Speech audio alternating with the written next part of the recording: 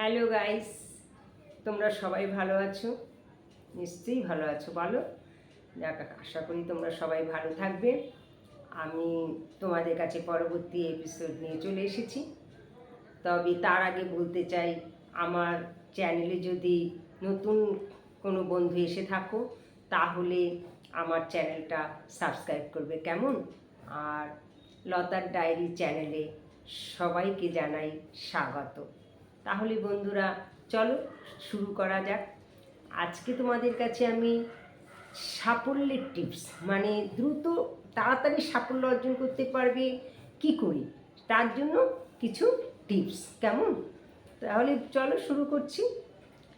আমাদের মন দেখো এক জটিল বস্তু, জটিলতার হাত থেকে উদ্ধার পাওয়ার চেষ্টা করতে হবে আমাদেরই। ওর বলা হচ্ছে যে আমাদের মনটা হচ্ছে জটিল বস্তু, সবসময় মানে জটিলতা দিয়ে আবৃত থাকে। সেই জন্য আমাদের এই জটিলতা থেকে বেরোতে হবে। কিভাবে বেরোতে হবে? বলা হচ্ছে নিজের দুর্বলতাকে বড় করে না দেখে মন দৃঢ় করুন, তারপর সদর্থক ও অনর্থক চিন্তাভাবনাকে আলাদা করে ফেলুন। আপনার সুবিধার্থে নিচে মানে একটা চার্ট দেওয়া আছে, সেই চার্টটা আমি তোমাদের কাছে আলোচনা করছি। কিন্তু তার আগে বলা হচ্ছে যে আমাদের মনটা জটিল, কেমন? এখন এই জটিলতা থেকে আমাদের কি করতে হবে? সরে আসতে হবে, মানে মুক্ত হতে হবে, দূর করতে হবে। আমাদের এই জটিলতাকে দূর করতে হবে, কেমন? তবে আমরা পারবো দ্রুত সাফল্যতা অর্জন করতে। এবার কিভাবে সেটা দূর করতে হবে তার একটা চার্ট আছে। যেমন দেখো, পজিটিভ নেগেটিভ, সদার্থক নর্থক, সবসময় সদার্থক চিন্তাভাবনাটা আমাদের করতে হবে, কেমন? যদি তোমার সদার্থকের পাশে যদি না নেগেটিভ চিন্তা করো, নর্থক চিন্তা করো, তাহলে কি হবে? দেখা যাবে আমাদের মনটা অন্যরকম হয়ে যাচ্ছে।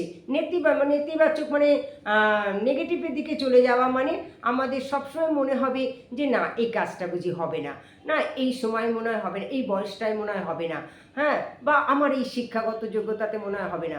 অথচ আমি শিক্ষাগত যোগ্যতা আছে, অথচ আমার চালচরণ বা আমার কথাবার্তা বা আমার স্মার্টনেস নেই, এই জন্য মনে হবে না। এই সমস্ত এই যে নেগেটিভ চিন্তাধারা, হ্যাঁ, নর্থক চিন্তাধারা, এগুলোকে সবসময় কী করতে হবে? দূরে ঠেলে রাখতে হবে। সবসময় পজিটিভ চিন্তাধারার মধ্যে থাকতে হবে, মানে সদার্থক চিন্তাভাবনা। এই সদার্থক চিন্তাভাবনাগুলো যদি তোমরা রাখো তাহলে তোমরা দ্রুত সাফল্যতা অর্জন করতে পারবে। তাহলে দেখো কী বলছে, সদার্থক চিন্তাভাবনাগুলোকে সব শেষ হয়নি, এখনও আবার নতুন করে সব শুরু করা যায়, মানে সব কিছু শেষ হয়নি, এখনও কিন্তু নতুন করে শুরু করা যায়। এটা হচ্ছে সদার্থক চিন্তা, কেমন? 2 নাম্বার, এই কাজটার পক্ষে আমার বয়সটাই অ্যাডভান্টেজ দিচ্ছে। 3 নাম্বার, কাজ করতে গিয়ে এই বয়সে আমার যে অভিজ্ঞতা সঞ্চয় হয়েছে তা আর কারোরই নেই। এগুলো কিন্তু সদর্থক চিন্তা, কেমন? এই চিন্তাভাবনা থাকলে কিন্তু দ্রুত সাফল্যতা অর্জন করতে হবে। এছাড়া আরও কতগুলো রয়েছে দেখো, এই ব্যবসা করতে গিয়ে নিজের দোষে ব্যর্থ হয়েছি, তাই আরও একবার চেষ্টা করে দেখি। জিনিসটা ভালো একথা লোককে একবার বোঝাতে পারলেই কাজ হবে, কেমন? মানে কি, যে কোনো তুমি কাজ করতে যাচ্ছ, ধরো একটা ব্যবসায় নামছো, সেই ব্যবসা যে যে কাজটা নিয়ে তুমি নেমেছো, সেগুলো যদি লোককে তুমি বোঝাতে পারো যে এটা ভালো, তাহলে তুমি কাজগুলো করতে পারবে। মানে এগুলো হচ্ছে সদর্থক চিন্তাভাবনা। তারপরে বলা হচ্ছে যে ওই কোম্পানির অর্ডার পেতে হলে আমাকে চেষ্টা করতেই হবে। সকলেই ভালো, ঠিকমতো উদ্দেশ্য বুঝিয়ে বলতে পারলে সবাই সাহায্য করবে। জিনিসটাকে আর একটু পছন্দসই করলেই বাজারে ভালো বিক্রি হবে। প্রতিযোগিতার ফলে আমার জিনিসই ভালো বিক্রি হচ্ছে, কারণ তা অন্য সবার থেকে ভালো। 5 বছর তো দেখতে দেখতে কেটে যাবে, কোম্পানির ম্যানেজিং ডিরেক্টর পদে গেলে 20 বছর তো আমি সর্বেসর্বা থাকবো। তাহলে এবার বুঝতে পারছো, এই যে 10টা পয়েন্ট বললাম, এটা হচ্ছে সদর্থক। এর পাশাপাশি যদি নর্থক মানে নেগেটিভ চিন্তা ভাবনা করো, তাহলে সেটা বলছে যে আর কোনো আশা নেই, সব শেষ হয়ে গেছে, মানে এটা হচ্ছে নেগেটিভ চিন্তা।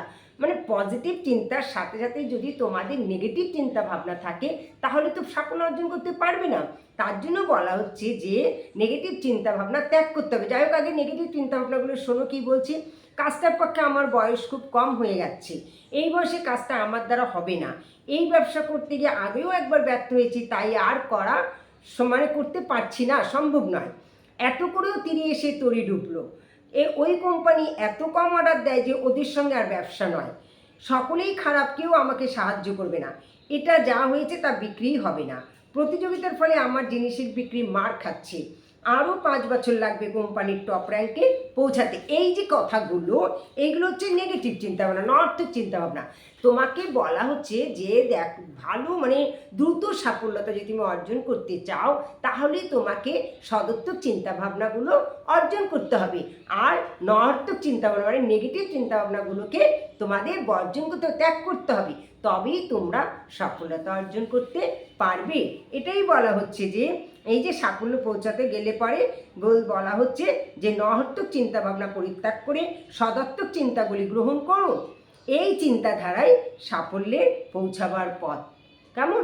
তাহলে এই চিন্তাভাবনা যদি, সদর্থক চিন্তাভাবনাগুলো যদি তোমাদের মনে স্থান পায়, বা সবসময় যদি এই সদর্থক চিন্তাভাবনা করো যে না আমি এটা করলে আমার এটা হবে, বা আমি এই কাজ এই বয়সে আমার এখন মানে কাজটা শুরু করার সময় আমাকে নতুন করে আবার সুন্দরভাবে শুরু করতে হবে, বা আমি সব কিছু করতে পারবো, আমার দ্বারা সব হবে, এই যে সদর্থক চিন্তাভাবনা যদি মনের মধ্যে থাকে, তাহলে তুমি দ্রুত সাফল্যতা অর্জন করতে পারবে।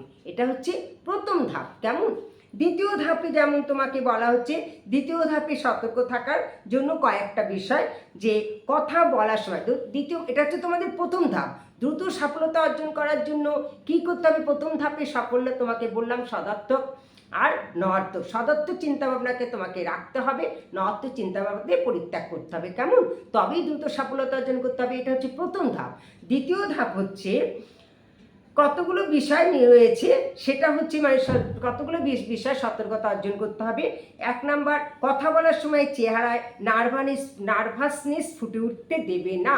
দেখো, আমরা এই যে যেমন আমাকে দিয়েই দেখো না, আমি প্রমাণ করছি, আমি নতুন ভিডিও নেমেছি, প্রথমে বুঝতেই পারিনি আমি কি করব, হয়তো কথা বলার মধ্যে আমার বেঁধে গেছে, বা ইতস্ত বোধ করছি, বা একটু লজ্জা বোধ করছি, মানে একটা নার্ভাসনেস বোধ করছি।